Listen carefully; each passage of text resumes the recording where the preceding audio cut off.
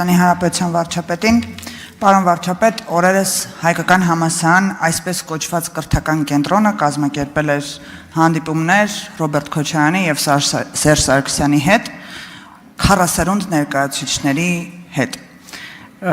Ուզում եմ մեր քաղաքացիներին հիշեցնել, որ Ռոբերտ Քոչարյանը եւ նրա քաղաքական ուժը 2021 թվականին այն ուժի հետ էր ուսանողների հետ հանդիպումը, որ 2021 թվականի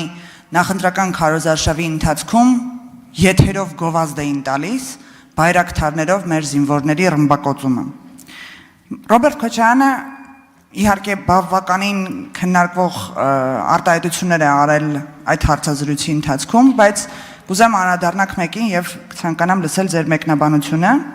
Ցիտում եմ, հարցին ի պատասխան ասում է, այս պատերազմը որ եղավ, չպետք է լիներ։ Այս պատերազմը հրահրվեց մեր կողմից, հայերի կողմից, հայկական իշխանության կողմից։ Շնորհակալություն։ Հարցին կպատասխանի Հայաստանի Հանրապետության վարչապետ Նիկոլ Փաշինյանը։ Համեցեք, պարոն վարչապետ։ Շնորհակալ եմ հարցի համար Տիկին Մինասյան, բայց չգիտեմ արդեն որերորդ անգամ պիտի այս ամբիոնից ցիտեմ Ռոբերտ Քոչարյանի քաղաքական երկվորյակ Սերժ Սարգսյանին, որ այս ամբիոնից 2018 թվականի արդեն ամիսը ապրիլի 17-ին հայտարարել էր եւ որ մենք այլևս պիտի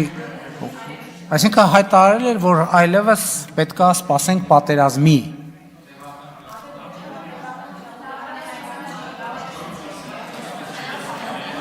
Ես այնքան կարդացել եմ, դուք եկեք խոսացեք, Այսինքն Սերժ Սարգսյանը այս ամբիոնից հայտարարել էր, որ բանակցային գործընթացը այլևս թևակողել է պատերազմական փուլ եւ ուզում եմ նաեւ հիշեցնել, որ 2016 թվականի 4-օրյա պատերազմը ինքը դե յուրե քաղաքականապես չի ավարտվել։ Դրա արդյունքում ոչ թուղթ, ոչ բան չի ստորագրվել։ Եվ ուզում եմ հիշեցնել նաեւ, թե ինչպես այս ամբիոնից խոսել ենք, որն էր պատերազմը թույլ չտալու դրանից առաջվա Ռոբերտ Քոչարյանի մեթոդաբանությունը, մեղրին փոխել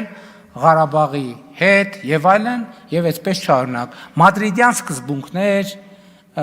եւ այլն եւ այդպես շարունակ։ Բայց գիտեք, այդ թեման իրականում անկեղծ եմ ասում, Տիկին Մինասյան, ես ոչ ձեզ, ոչ էլ ազգային ժողովի մյուս падգամավորների հետ ասել եմ, բանավեճ չունեմ։ Այդ մարդկանց ասել եմ, հերիքա բանի տենց կամ միամիտ երևացող լսարաններ հավաքեք ու տենց բան լուրջ դեմքով բաներ պատմեք։ Լսեք, բան ունեք ասելու։ Էլի կրկնում եմ, եկեք գնանք խոսանք ուղիղ եթերում։ Հերիքա գնանք տենց մութ անկյուններում բան տենց առանձնացված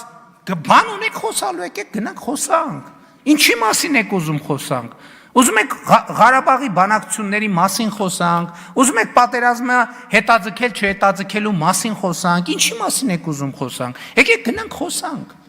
Այսինքն այդ մարդը ես ինչքան պետք է հիմա գամ ասեմ,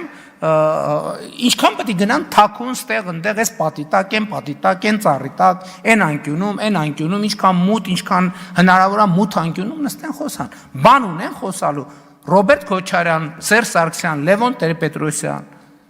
բան ունեք ասելու։ Ասում եմ, գնանք ուղիղ եթերում կանգնենք խոսանք։ Ինչի չեք գալիս։ Որ արձագանքեք։ Ինչի արձագանքեք։ Վարչապետ, արձագանքի ընթացքում եւս մեկ միտք եմ ուզում ձեր դատին հանձնել, այսպես ասած, որը, չգիտեմ, տարակուսանք է առաջացնում առնվազն, այս մարդը հիշողության հետ խնդիր ունի, թե լավ կարողանում է մանիպուլացնել, ասում է ռուսական զորքը այնտեղ կանգնած է, նկատի ունի Լեռնային Ղարաբաղը, 2000 հոգի անվտանգությունն է պահում ու վատ չէին անում իրենց ֆունկցիաները, մինչև մի պահ։ Այդ ընթացքում Հայաստանի ղեկավարը գնում է Պրահա եւ ասում է ընդունում եմ Ադրբեջանի կազմում, ու ռուսների հետ չի էլ բանակցում, տեղակել չի պահում։ Ու ըստ էության դրանով Ռուսաստանին որպես միջնորդ այդ միջնորդի աթոռը տակից վերցնում է։ Հիմա ուզում եմ հասկանալ, իրապես հիշողությունն է խնդիրներ առաջացնում արդեն, թե զուտ վարժ ստել գիտի։ Գիտեք, ես այդ իրադրության մասին էլ այս ամբիոնից գոնե մի քանի անգամ խոսել եմ։ Ես խոսել եմ այն մասին, որ դրան նախորդող շրջանում ես տեսնելով զարգացումները մեր գործընկերներին Հավաքական անվտանգության պայմանագրի կազմակերպության ասել եմ, որ ես տեսնում եմ Հայաստանի ինքնիշխան տարածքի վրա հարձակման ռիսկ։ Հավաքական անվտանգության պայմանագրի կազմակերպության մեր գործընկերները ասել են, որ իրենք դա հնարավոր չեն համարում, բայց առավել եւս Հայաստանի սահմանները իրենց համար կարմիր գիծ են։ Երբ որ տեղի է ունեցել 2022 թվականի սեպտեմբերյան պատերազմը, երբ որ Հայաստանի տարածք ներխուժում է տեղի ունեցել, ընդ որում դա առաջինը չի եղել։ Եկեք վերադառնանք, դրանից առաջ եղել է 2021 թվականի նոյեմբերի իրադարձությունները, դրանից առաջ եղել է 2021 թվականի մայիսի իրադարձությունները։ Ես այդ երկխոսությունը, ես ձեզ ուղիղ եմ ասում, համարել եմ Հայաստանի Հանրապետության համար անհարգալից, եւ ես այո որոշում եմ կայացրել, որ Հայաստանի կառավարությունը պետքա ճանաչի Հայաստանի տարածքային ամբողջականությունը, Հայաստանի Հանրապետության տարածքային ամբողջականությունը։ Նրանք, ովքեր մինչև հիմա չեն արձանագրել, թե ինչ է տեղի ունեցել 2022 թվականի հոկտեմբերի 6-ին, պետքա նորից վերադառնամ եւ արձանագրեմ 2022 թվականի հոկտեմբերի 6-ին, ինչքան դա աբսուրդ հնչի, Հայաստանի վարչապետը ճանաչել է Հայաստանի Հանրապետության տարածքային ամբողջականությունը, այո, նաեւ հարևանների տարածքային ամբողջականությունը, որովհետեւ մեր երկրի տարածքային ամբողջականությունը պարփակված է մեր հարևանների տարածքային ամբողջականությամբ։ Իսկ եթե Լևոն Տեր-Պետրոսյանը, Ռոբերտ Քոչարյանը, Սերժ Սարգսյանը այս մտքի հետ բանավեճ ունեն, ուղիղ եթերում հրավիրում եմ, շարունակում եմ նրանց հրավիրել բանավեճի։ Երբ որ ընդհանրապես, գիտեք ինչ, երբ որ որևէ մի բան են ասում, հերթական սարսափազդու կամ հիմար միտքն են արտահայտում մեր հարգելի գործընկերները, ուրեմն առաջին ռեակցիան իմացեք։ Եկեք ձեր խելոք, հիմար, իմաստուն, ոչ այդքան մտքերը հավաքեք, եկեք կանգնենք։ Ընդ որում տեսեք, չէ, ազնիվ բան եմ, չառաջարկում, մեկը ընդդեմ 3-ի։ Ընեն չի, չէ, որ ասում եմ մենք գանք 6 հոգով ձեր դեմը, ասում եմ եկեք մեկը ընդդեմ 3-ի։ Հա, էլ չեմ ասում են մարդու համար, որը տենց բան է, դուք, հա, մեկը ընդդեմ 3-ի, եկեք բանավեճի, դուք ինչի չեք գալիս։